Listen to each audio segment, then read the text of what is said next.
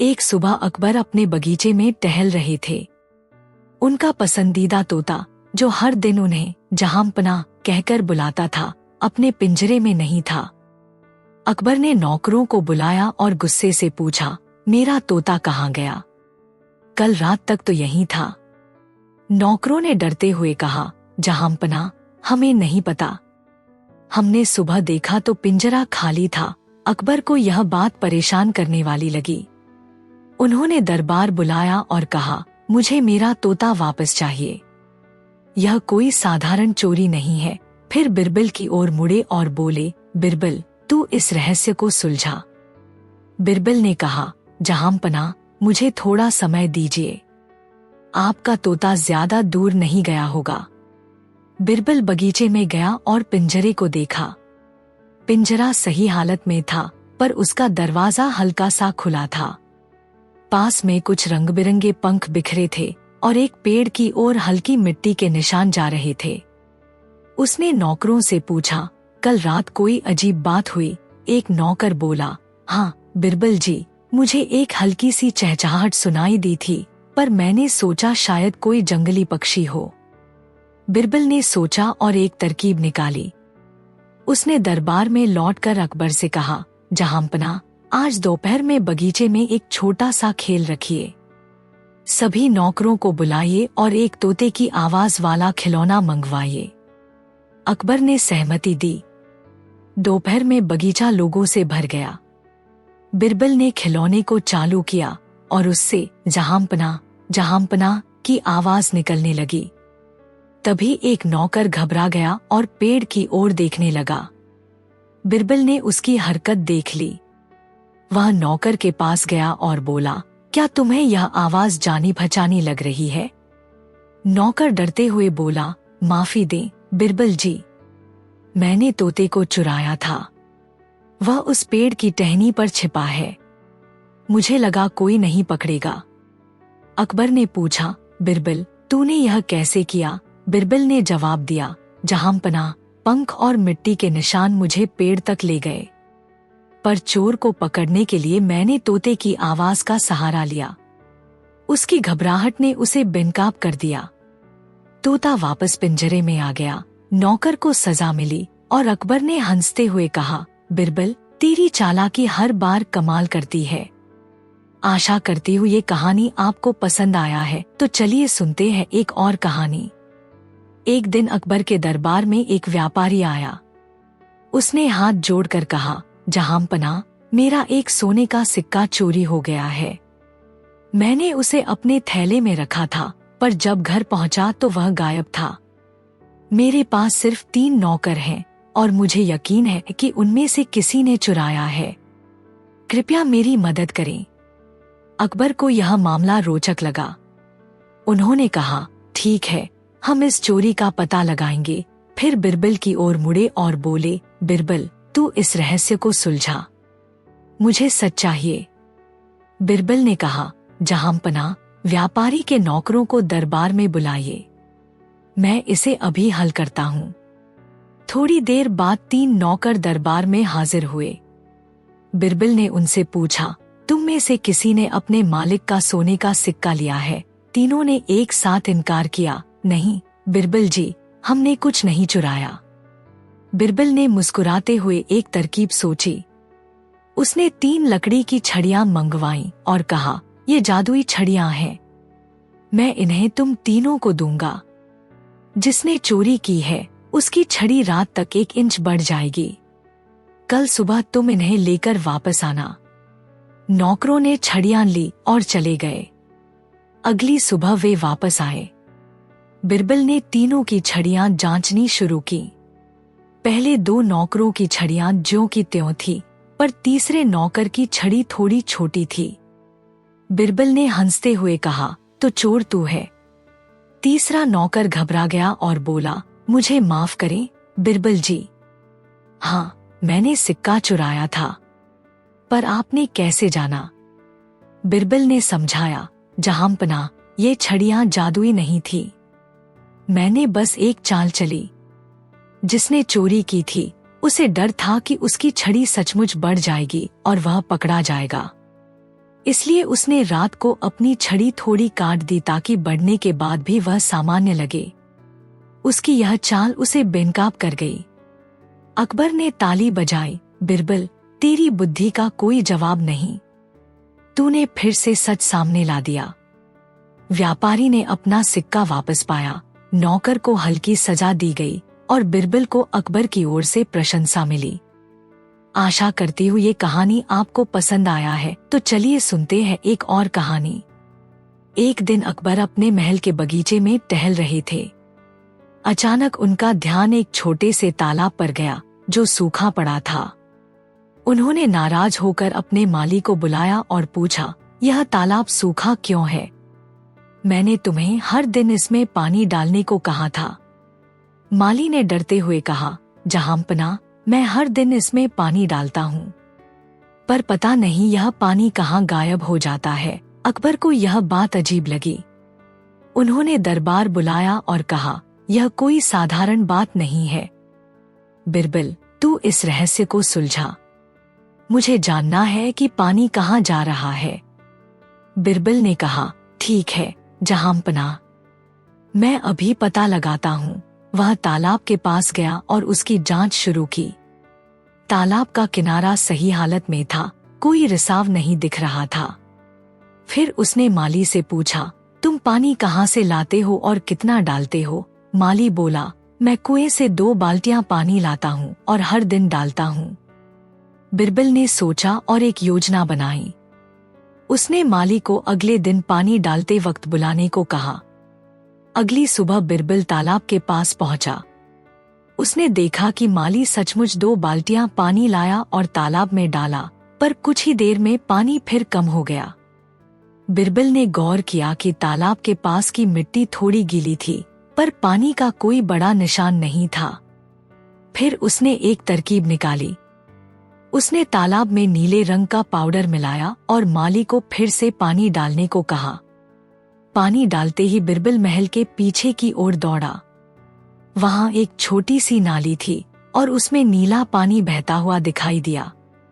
नाली एक पास के खेत की ओर जा रही थी।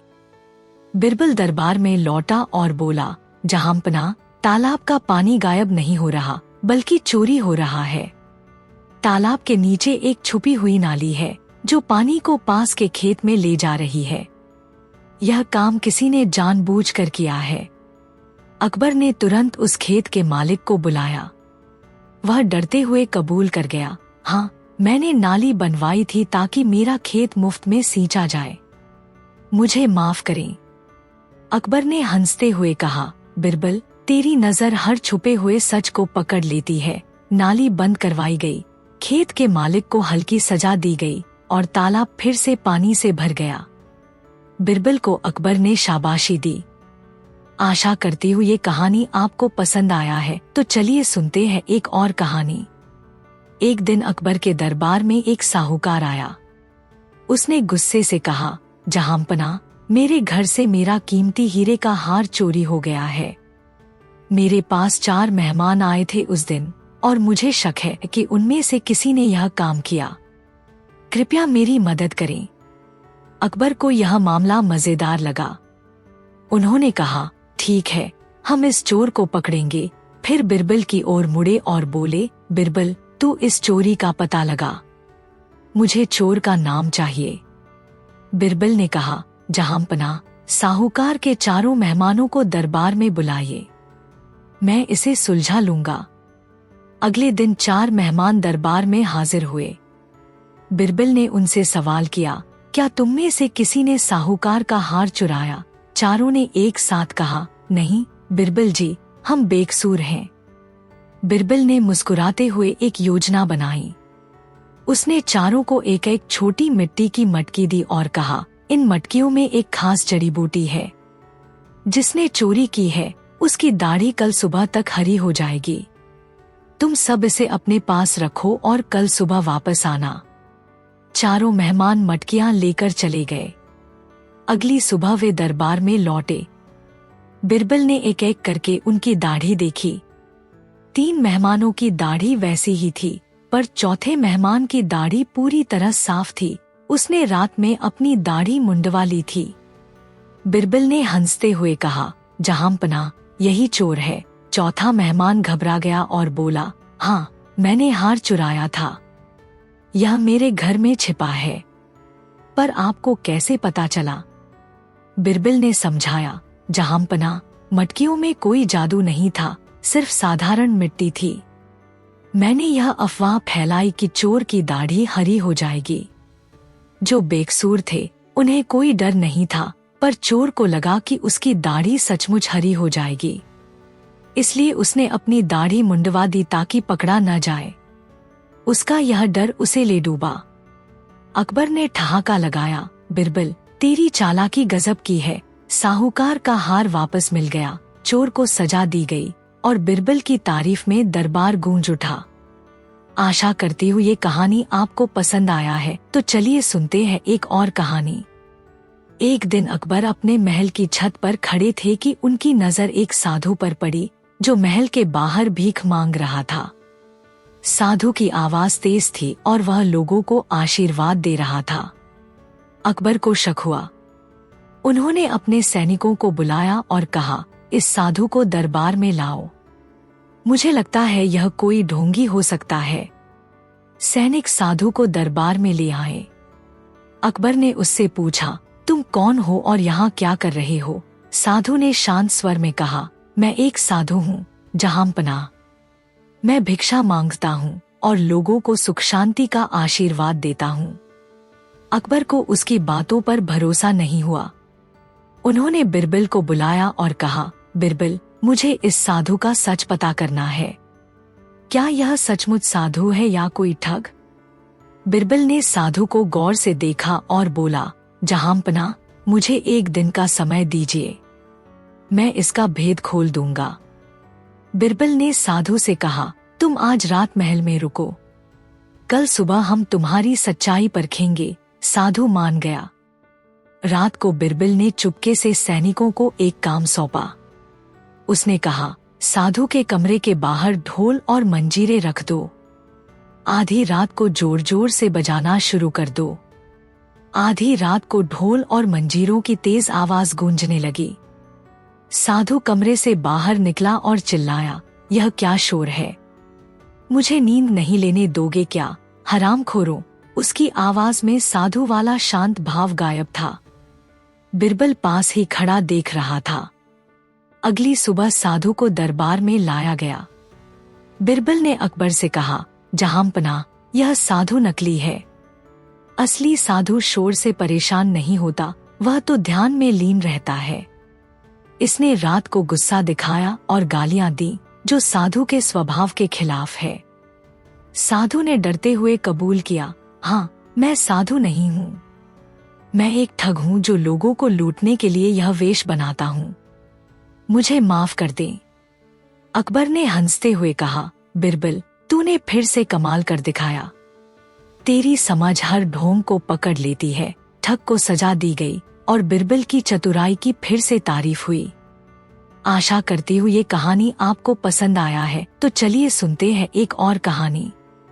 एक दिन अकबर के दरबार में एक सैनिक भागता हुआ आया और बोला, जहांपना, आपका सबसे तेज घोड़ा जो शाही अस्तबल में था, रात को गायब हो गया। हमने सारी जगह छान मारी पर उसका कोई पता नहीं चला। अकबर को वह घोड़ा बहुत पसंद था क्योंकि वह उनकी कई जंगों में साथी रहा था। वे गुस्से में बोले, यह कैसे हो सकता है कि मेरा घोड़ा चोरी हो जाए और किसी को खबर न हो। मुझे मेरा घोड़ा वापस चाहिए। फिर उन्होंने बिरबल की ओर देखा और कहा, बिरबल, तू इस चोरी को सुलझा। मुझे मेरा घोड़ा ढूंढ कर दो।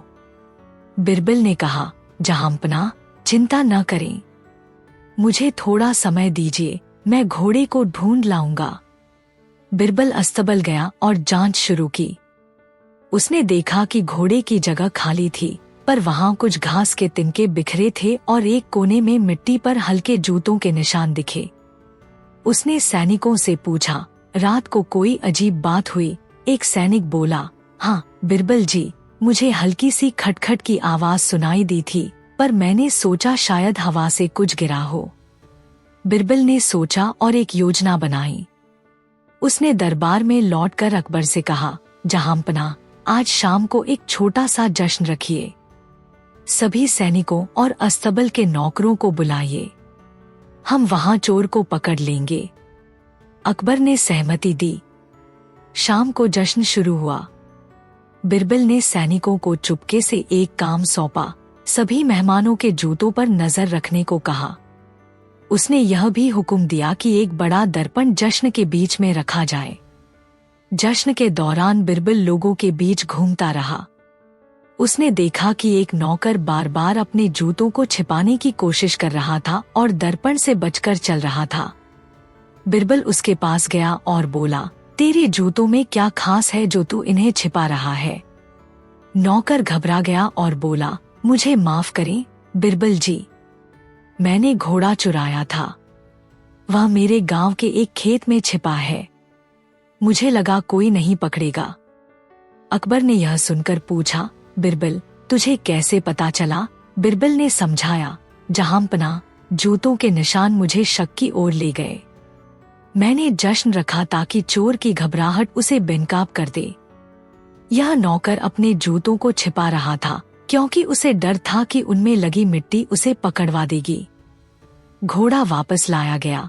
नौकर को सजा मिली और अकबर ने बिरबल की तारीफ करते हुए कहा, तेरी बुद्धि हर मुश्किल को आसान बना देती है। आशा करती हूँ ये कहानी आपको पसंद आया है। तो चलिए सुनते हैं एक और कहानी। एक दिन अकबर अपने दरबार में बैठे थे कि एक पुराना सैनिक आया। उसने झुककर कहा, जहांपना, कई साल पहले मैंने आपकी एक जंग में हिस्सा लिया था। उस दौरान मैंने एक छोटा संदूक भरा हुआ सोने के सिक्कों से आपके लिए छिपाया था ताकि दुश्मन के हाथ न लगे। पर अब मुझे वह जगह याद नहीं आ रही। कृपया मेरी मदद करें। अकबर को यह बात रोचक लगी।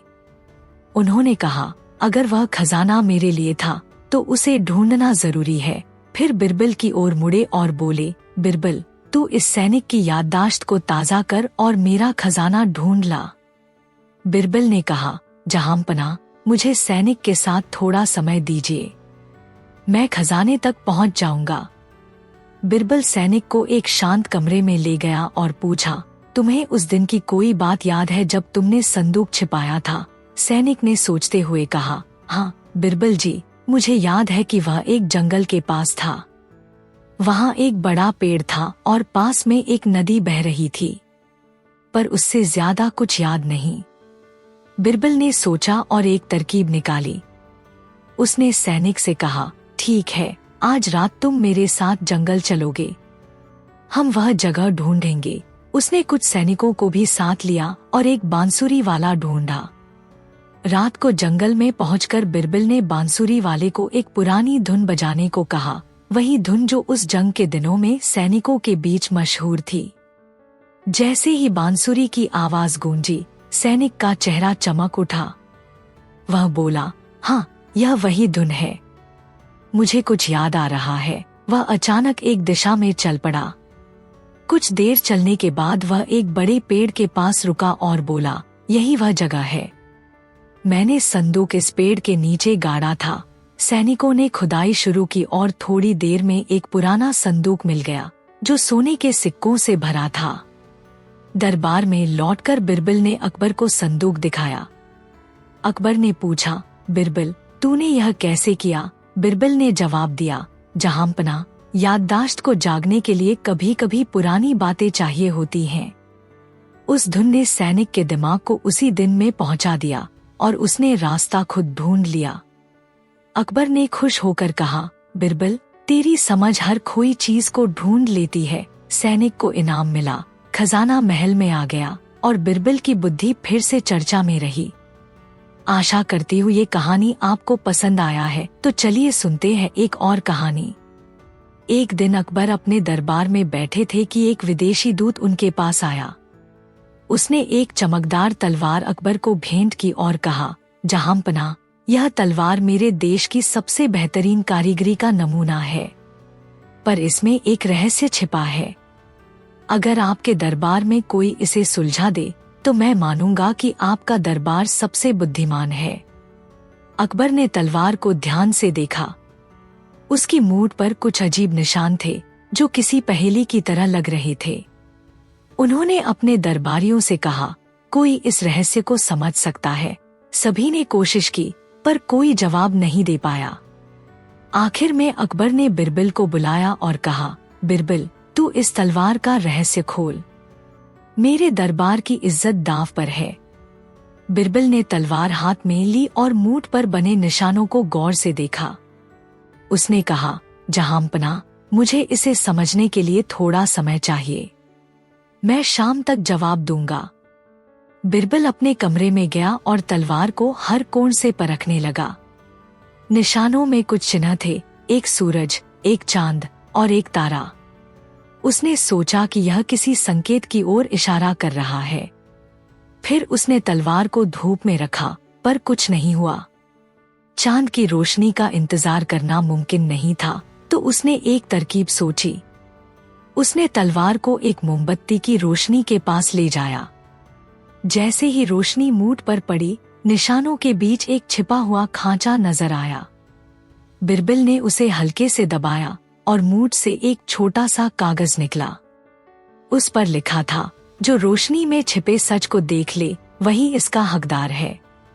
शाम को बिरबल दरबार में लौटा और अकबर को कागज दिखाया।